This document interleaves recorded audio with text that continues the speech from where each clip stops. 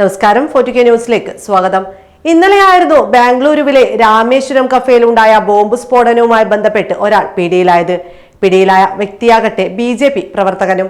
കർണാടകയിലെ ശിവമോഗ ജില്ലയിലെ തീർത്ഥഹള്ളിയിൽ നിന്നാണ് BJP പ്രവർത്തകനായ സായി പ്രസാദിനെ അന്വേഷണ സംഘം കസ്റ്റഡിയിലെടുത്തത്.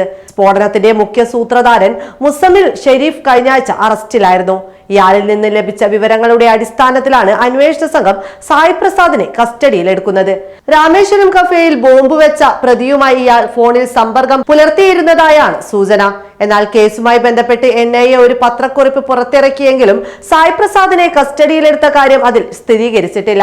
BJP പ്രവർത്തകരെ NIA കസ്റ്റഡിയിലെടുത്തതായി കർണാടക ആരോഗ്യമന്ത്രി ദിനേശ് ഗുണ്ടുറാവു സമൂഹ മാധ്യമമായ Xലൂടെ അറിയിച്ചിരുന്നു.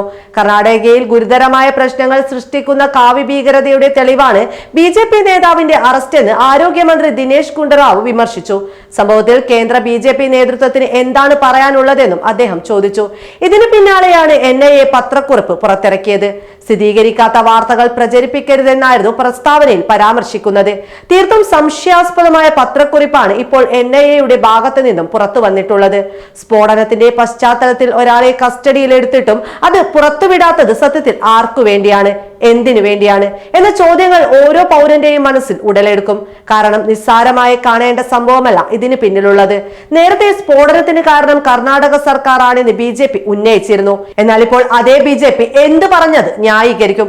ഒരു BJP നേതാവിനെയാണ് NIA കസ്റ്റഡിയിലെടുത്തിരിക്കുന്നത്.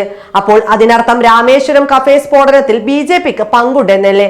മതസംരക്ഷണം എന്ന പേരിൽ സംസ്ഥാനത്ത് BJP നടത്തുന്ന കാവ്യ ഭീകരത ഗുരുതരമായ പ്രശ്നങ്ങളാണ് സൃഷ്ടിക്കുന്നത് എന്നതിന് ഇതിലും കൂടുതൽ തെളിവ് സത്യത്തിൽ വേറെ വേണോ? രാജ്യത്ത് RSS പ്രത്യയശാസ്ത്രം അടിച്ചേൽപ്പിക്കുന്ന കേന്ദ്ര BJPക്ക് ഇതിൽ എന്താണ് പറയാനുള്ളത്? ദേശീയ സുരക്ഷ പരിഗണിക്കാതെ രാമേശ്വരം സ്ഫോടനത്തിൽ കോൺഗ്രസ് സർക്കാരിനെതിരെ ആരോപണം ഉന്നയിച്ച BJP നേതാക്കൾ ഇതിന് മറുപടി പറയുക തന്നെ വേണം, പറഞ്ഞേ പറ്റൂ. അതല്ല NIA കേന്ദ്ര ഏജൻസി ആയതുകൊണ്ട് ഇതിൽ തങ്ങളുടെ മുഖം രക്ഷിക്കുമെന്ന ആശ്വാസമാണോ സത്യത്തിൽ ഉള്ളത്? അതൊരു പക്ഷേ സത്യമാവാം. കാരണം കസ്റ്റഡിയിൽ എടുത്തിട്ടും അങ്ങനെ ഒരു സംഭവം നടന്നിട്ടില്ല എന്ന മട്ടിലാണ് NIA ഇപ്പോൾ പത്രക്കുറിപ്പ് പുറത്തുവിട്ടിട്ടുള്ളത്. NIAയും BJPയും തമ്മിൽ ഒത്തുകളിയുണ്ടെന്ന് ഇതിൽ പരം മറ്റെന്ത് തെളിവാണ് വേണ്ടത്?